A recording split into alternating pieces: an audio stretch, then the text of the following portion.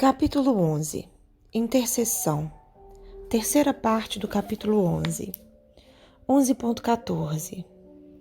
Alexandre, contudo, solícito como sempre, acercou-se mais carinhosamente de mim e explicou. Por que tamanha sensação de pavor, meu amigo?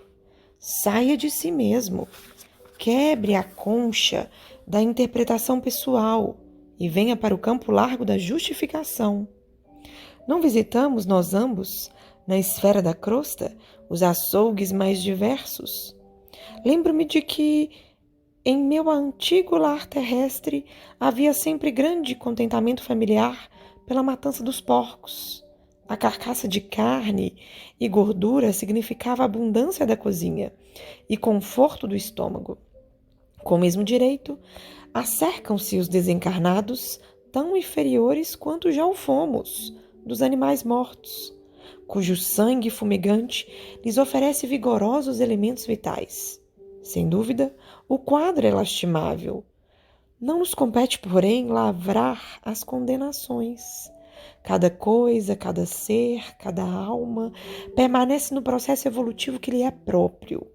E se já passamos pelas estações inferiores, compreendendo como é difícil a melhoria no plano de elevação, devemos guardar a disposição legítima de auxiliar sempre, mobilizando as melhores possibilidades ao nosso alcance, a serviço do próximo. A advertência fora utilíssima. As palavras do instrutor caíram-me na alma a preceito, retificando minha atitude mental. Encarei sereno o quadro sob meus olhos e, notando que me reequilibrara, Alexandre mostrou-me uma entidade de aspecto lamentável, semelhante a um autômato, a vaguear em torno dos demais. Depois de fixar-lhe os olhos quase sem expressão, reparei que a sua vestimenta permanecia ensanguentada. 11.15. É o suicida que procuramos, exclamou o instrutor claramente. Que? Perguntei espantado.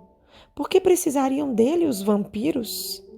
Semelhantes infelizes, elucidou Alexandre, abusam de recém-desencarnados, sem qualquer defesa, como este pobre Raul, nos primeiros dias que se sucedem à morte física, subtraindo-lhes as forças vitais, depois de lhes explorarem o corpo grosseiro. Estava atônito, lembrando as antigas informações religiosas sobre as tentações diabólicas, mas o orientador, firme na missão sagrada de auxílio, obtemperou. André, não se impressione em sentido negativo. Todo homem, encarnado ou desencarnado, que se desvie da estrada reta do bem, pode vir a ser perigoso gênio do mal. Não temos tempo a perder. Vamos agir socorrendo o desventurado. Seguindo o prestimoso mentor, aproximei-me também do infeliz. Alexandre alçou a destra sobre a fronte de Raul e envolveu-o em vigoroso influxo magnético. Dentro de poucos instantes, Raul permanecia cercado de luz, que foi vista imediatamente pelos seres da sombra.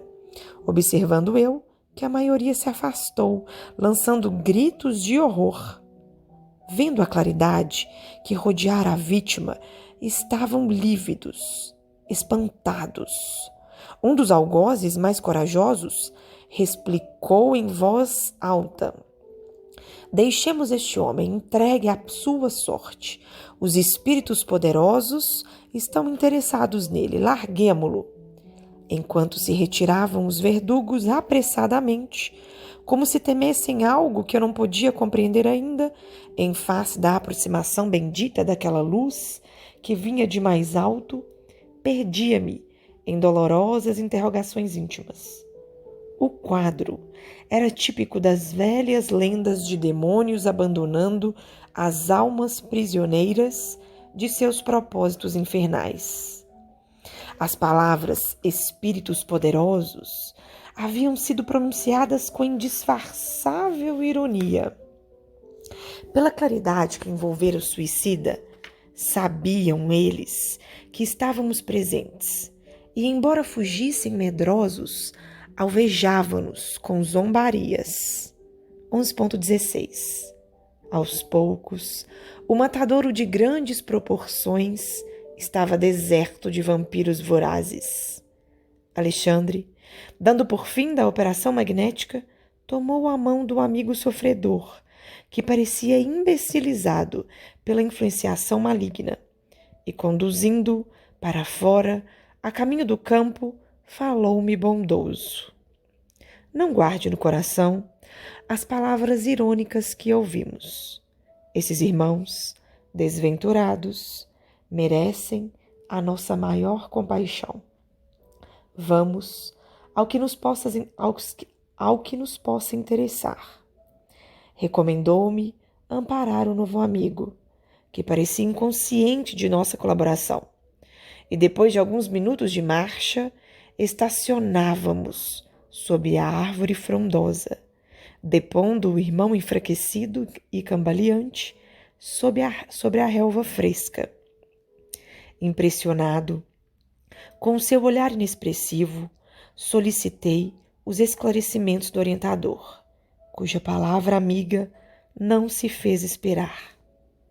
O pobrezinho permanece temporariamente desmemoriado. O estado dele, depois de tão prolongada sucção de energias vitais, é de lamentável inconsciência. Em face da minha estranheza, Alexandre acrescentou: que deseja você? Esperaria por aqui o processo de menor esforço? O magnetismo do mal está igualmente cheio de poder, mormente para aqueles que caem voluntariamente sob os seus tentáculos.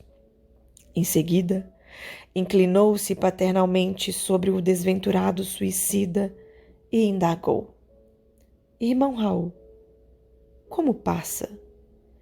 Eu, murmurou o infeliz como se estivesse mergulhado em profundo sono. Não sei.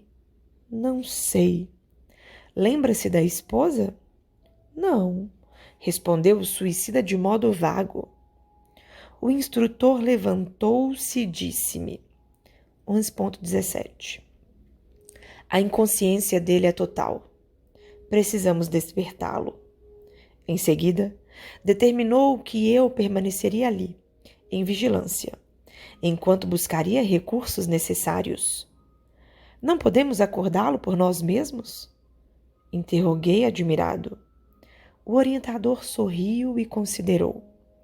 Bem, se reconhece que você não é veterano em serviços intercessórios. Esquece-se de que vamos despertá-lo não só para a consciência própria, senão também para a dor. Romperemos a crosta de magnetismo inferior que o envolve, e Raul regressará ao conhecimento da situação que lhe é própria. Entretanto, sentirá o martírio do peito varado pelo projétil. Rugirá de angústia ao contato da sobrevivência dolorosa, criada, aliás, por ele mesmo. Ora, em tais casos, as primeiras impressões são francamente terríveis e escoam-se algumas horas antes do seguro alívio. E como outras obrigações esperam por nós, será conveniente entregá-lo aos cuidados de outros amigos. As observações calaram-me profundamente. Decorridos 20 minutos aproximadamente, Alexandre voltou acompanhado de 2 irmãos que se prontificaram a conduzir o infeliz. E daí a algum tempo encontrávamos-nos em uma casa espiritual de socorro urgente, localizada na própria esfera da crosta. Via-se que a organização atendia a trabalhos de emergência, porquanto o material de assistência era francamente rudimentar. Adivinhando-me o pensamento, Alexandre explicou. No círculo de vibrações antagônicas dos habitantes da crosta, não se pode localizar uma instituição completa de auxílio. O trabalho de socorro, desse modo, há de sofrer incontestável deficiência. Esta casa, porém, é um hospital volante que conta com a abnegação de muitos companheiros. Deposto Raul num leito-alvo, o devotado instrutor começou a aplicar-lhe passes magnéticos sobre a região cerebral. Não se passou muito tempo e o infeliz lançou um grito estertoroso e vibrante, dilacerando-me o coração. 11.18 Eu morro, gritava Raul em suprema aflição, tentando agora escalar as paredes. Acudam-me por caridade. E comprimindo o peito com as mãos, exclamava em tom lancinante: Meu coração está partido, ajudem-me, não quero morrer. Enfermeiros solícitos amparavam-no com atenção, mas o paciente parecia tomado de horror. Olhos esgazeados em máscara de sofrimento indefinível, continuava gritando estentoricamente, como se houvesse acordado de pesadelo angustioso. Esther, Esther, chamou o infeliz, recordando a esposa devotada. Venha em meu auxílio, pelo amor de Deus. Socorra-me, meus filhos, meus filhos. Alexandre acercou-se dele paternalmente e obtemperou. Raul, tenha paciência e fé no divino poder. Procure enfrentar corajosamente a situação difícil que você mesmo criou e não invoque o nome da companheira dedicada, nem chame pelos filhos amados que deixou na sua antiga paisagem do mundo, porque a porta material de sua casa se fechou com seus olhos. Se você tivesse cultivado o amor cristão, prezando as oportunidades que o Senhor lhe confiou, fácil seria, em um momento destes, regressar ao ninho afetuoso para rever os entes amados, ainda que eles não conseguissem identificar a sua presença. Mas, agora, meu amigo, é muito tarde. É necessário aguardar outro ensejo de trabalho e purificação, porque a sua oportunidade, com o nome terrestre de Raul, está finda. Imenso pavor a estampar-se-lhe no semblante, o interpelado revidou. Estarei morto, porventura? Não sinto o coração varado de dor? Não tenho as vestes ensanguentadas? Será isso morrer? Absurdo!